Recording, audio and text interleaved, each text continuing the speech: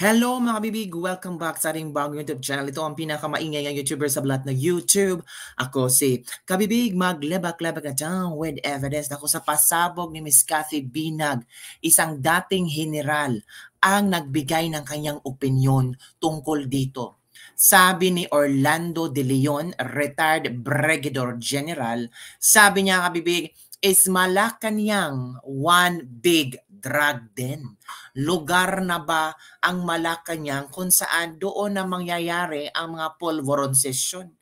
Sabi pa niya, the seat of government. Isn't it time for people to do a drug raid in that place?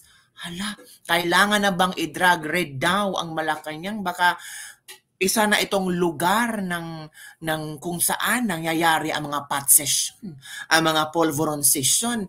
Hindi na ba isang malaking kahihiyan ito na tatawagin ng mga tao na ang Malacanang ay isang malaking lugar kung saan ginagawa ang pagsisinghot ng pulveron. Sabi pa ni Orlando De Leon na Malacanang should be a drug-free place. Sabi ni De Leon. Yun ang kaniyang opinion sa mga pasabog ngayon ni Cathy Binag na kung saan sinabi ni Cathy Binag, sabi ni Cathy Binag, sa bahay naman. Sa bahay daw ito ginagawa. Diba? Dating girlfriend ni Tony Boy Florendo, itong si Cathy Binag, na kung saan inalok siya ni Lisa Marcos Di Umano ng polvoron. At naku po, grabe, sabi pa niya dito na according to Cathy, halos lahat daw ng ina-appoint ng gobyerno ni Marcos Jr. ay nasa inner circle ng polvoronic session. Kaya sabi ni Orlando na kailangan na bang i-raid ang Malacanang? Kailangan na bang sugpuin ang mga nangyayaring ito? Dapat ang Malacanang ay drug-free. Puro addict pala, sabi ng isang netizen. Puro addict na ba ang nandoon ngayon sa gobyerno natin? Puro addict na ba ang nakatira sa Malacanang? Itong si Cathy Binag is a living witness na pwedeng talagang siya ang magbubukas ng gustong malaman ng mga Pilipino. Ito pa mga kabibig ha. May nakita akong video, I don't know kung old video na ba ito, ni Nikki Cositing mga kabibig, kung saan kaniyang sinabi, ex-senator Nikki Cositing, may matinding mensahe kay Marcos Jr. Nako, ano kaya ang mensahe ni ex-senator Nikki Cositing? Nako, ito mga kabibig ha.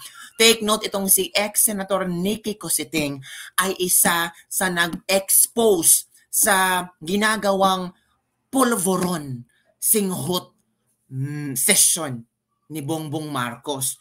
Noong election pa ha, noong kasagsagan ng election, talagang nagpa-interview si ex-senator Nikki Cositing at talagang binulgar niya, pero ang mga tao hindi naniniwala. It's because they believe na that time is talagang sincere at hindi gumagamit. Pero sa marami nang lumalabas ngayon, diba? So eto mga kabibiga, panoorin natin ang eksklusibong pasabog, eksklusibong mensahe ni Nikki Cositing, ex-senator Nikki Cositing, at ang kanyang matinding mensahe. And learn more.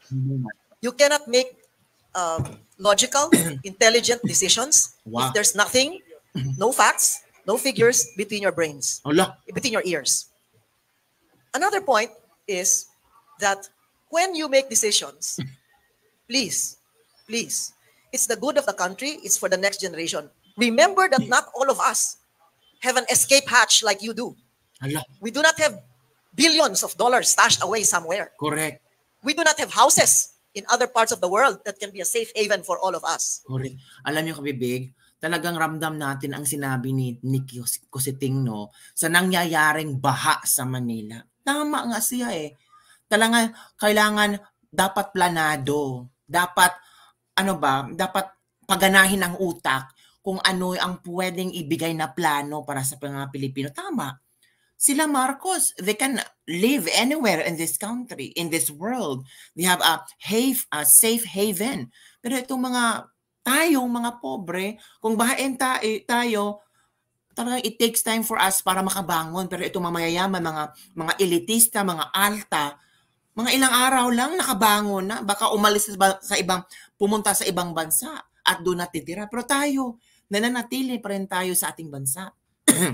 So please read, learn, go back and find out what happened in history, because if you don't know it, or you don't want to know about it, then you're just bound to make the same mistakes, or commit the same mistakes. So remember, we 115 million Filipinos are stuck here. You have the freedom to fly anytime you want. You can have all the jets. You can buy all the houses, the palaces, the mansions that you want. Correct. And all the spending money that you could not even finish in how many 100 lifetimes. Correct. Please, don't make us look like fools and maawa naman kayo sa Pilipino. Correct. Kayo, walang problema eh. Marami kayong bahay sa ibang bansa. Pera.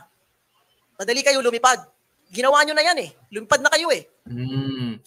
Ang hirap kasi sa iba nating Pilipino ba, until na hindi pa rin nare-realize nila na, ay, tama pala no. Kahit ano pang gagawin nating pagsuporta, tapos ginagagulan tayo. Sila, after nilang magpakuha ng video sa camera, after they will answer questions from the reporters, pagtalikod, baka tumatawa lang sila. Baka pagtalikod, sabi niya, ay, yung mga Pinoy, pwede lang yan sa 29 pesos na bigas. Happy na sila sa ganun. Diba? Parang it's degrading on the part of us. Diba? Dapat sana iniisip nila, ay maghanap tayo ng magandang opportunity para sa mga Pinoy. At least maka-experience sila ng kaginhawaan sa buhay na na-experience natin. Diba? Pero sila, ang sinabi, Kadiwa store, bigyan ng 29 pesos na bigas, maitim, mabaho, may uod, okay na sa kanila yan. Kasi baka iniisip nila na, ay, yan lang ang ating kaligayahan. At dyan lang tayo nararapat. Diba? Ayun, no, kung bakit yung ibang supporters, parang bulag-bulag pa rin. Hindi nga natin naramdaman na may pagbabago ang Pilipinas. Alam nyo, may pagbabago ang Pilipinas, tumataas ang ekonomiya, bababa ang presyo ng mga bilihin. Pero kung hindi yan bababa ang presyo ng bilihin at palagi silang mamimigay ng cash assistance, rice assistance, ayuda, it means ginagagulan tayo, mahirap ang bansa. Rice assistance lang ba ang kaya nilang ibigay sa atin? Wake up! O, diba? So, yun lang ang aking masasabi. Kawawa naman po kami. Totoo. At hindi lang mahihirap ang kawawa. Yung middle class, na paunti-unti nawawala.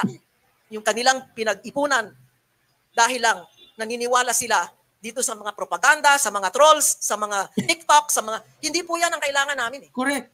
Kasi binabaliwala ninyo yung suliranin ng taong bayan. Binabaliwala nyo, hindi nyo pinapansin. Yung may reklamo, wala lang, baliwala lang lahat yan. Kasi sayawan lang, party lang, sige, biyahe lang tayo, okay. Correct.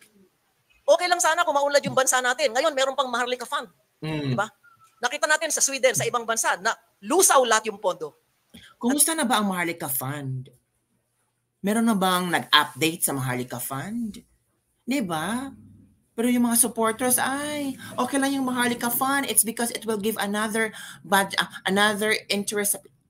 Hello, kumusta ba? Ang daming mga pera ng GSIS, SSS, o kung ano pa mang government institutions na ilalagay nyo dyan. Hindi yan sarili nyong alkansya. Kaya mag-ingat po kayo. Dahil hindi lang tatahimik ang Pilipino. Alam natin yan. Naghihintay lang ng oras yan. At kung hindi nyo alam kung anong gagawin ninyo, mabuti ngayon pa lang, magkaalaman na. Oo, kung hindi nyo alam kung paano palalakarin ang Pilipinas, kung hindi nyo masusugpo lahat ng sulan sa Pilipinas, flood control project nga, wingwang. Diba? Pogo nga, wingwang. Diba? So hindi nyo kaya mag-resign kayo. Maawa kayo sa Pilipinas, maawa kayo sa sambayan ng Pilipino. Huwag nyong, tawag dito ba, don't enjoy the power that you have right now. Marami nang lumabas na mga ebidensya, ano pa ba ang kulang? Diba? Kasi mga kabibig, meron pa rin mga bulag na mga supporters ay niwala pa rin na ganito ganyan, may mga magandang proyekto. Kung merong magandang proyekto, nasaan? Nasaan?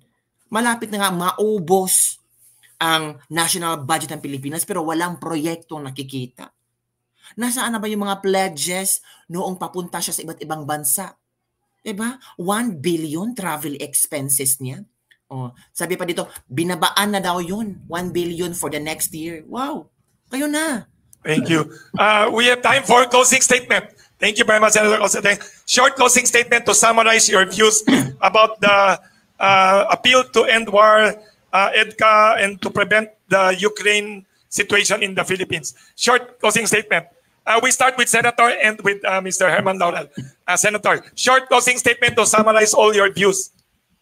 Ako po'y nagpapasalamat na merong ganitong Kamuning Bakery Cafe forum.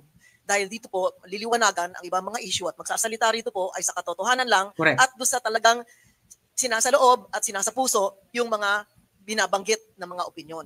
Wag niyo pong mamasamain sinasabi namin ang aming sinasabi. Correct. Dahil lahat ng gusto magsalita, wala pong ganitong klaseng oportunidad, wala pong ganitong klaseng forum. Correct. Sana po, ang kapayapaan ay mangibabaw dito sa ating bansa. Dahil wala na po tayong hinahawakan eh. Wala na tayong pinanghahawakan kung hindi lamang na yung bansa natin na maging maunlad at maging makatarungan at tigilan na po natin yung pagkikiling dun sa mga gumagawa ng gulo at dun sa magdadala sa atin sa gulo. Correct. Let's stop it. Stop these games. Wala tayong kikitain dyan. Kung may kumita man, baka ibang kontratista kikita. O, di ba? O, yung mga ibang stockholder, bibili ng stocks doon sa mga kumpanya na gumagawa ng mga tangke at gumagawa ng mga fighter jets, mga barko. Sila lang ang kikita dyan. Lahat tayo talo pagka nagkagulo dito. No? Kaya mahal natin yung ating bansa, pero hindi natin masasabi na yung mga desisyon ng liderato ay dahil mahal nila yung ating bansa. Correct. Yun po ang ating malaking problema. Correct. Kaya pasalamat po ako sa lahat sa inyo sa media dahil sa pamamagitan ninyo, doon aabot yung mga ganitong pananaw sa taong bayan. Maraming Yan po, mga kabibigyan, narinig natin ang opinyon ni ex-Senator Nikki Cositing. May matinding siyang mensahe para kay Pangulong Bongbong Marcos. And I do hope na, I don't know kung ma-realize ba or meron bang pwedeng mag-advise kay Pangulong Bongbong Marcos. Parang parang napakadilim ng nilalakbay ng mga Pilipino sa gobyernong ito. I don't know, this is my point of view. This is a disclaimer na point of view ko lang to, na obserbahan ko lang to, naramdaman ko lang to, na talagang yung mga mahihirap na tao, talagang nahihirapan sila. Lahat ng bilihin mahal. Lahat kung saan ka lilingon, pupunta ka sa market, doon ka sa pinaka mamurang market, mahal pa rin. Hindi affordable. Diba mga kabibig? So, yan mga kabibig, ang mga sabi nila, sana matugunan ito ng madali, maayos, and the same time, gising Pinoy. Kasi ang hirap pag tulog tayong lahat at pinatulog tayo ng isang hindi totoong panaginip kung saan lugmok na lugmok ang Pilipinas ngayon. Nako, paano na yan mga kabibig? So, yun na mga kabibig ang aking latest libak-libak for today. Ano ang iyong komento sa pahayag ni Orlando Bautista? Yes po, yung isang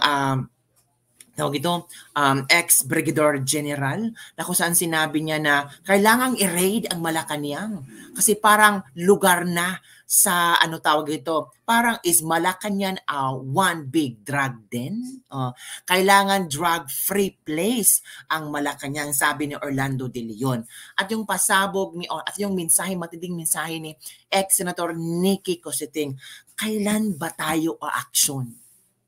Mga kabibig, comment down below and don't forget to like, subscribe, and share this video sa mga friends mo na until now ay naniniwala pa rin na merong magandang kinabukasan ang Pilipinas. Meron naman kung tayong lahat ay magkaisa, kung tayong lahat ay a-action, kung tayong lahat ay concern sa nangyayari sa Pilipinas. Hindi naman ibig sabihin na uupo lang tayo at we'll always say yes, yes, and yes, kasi hindi tayo kontrolado ng isang boses lamang.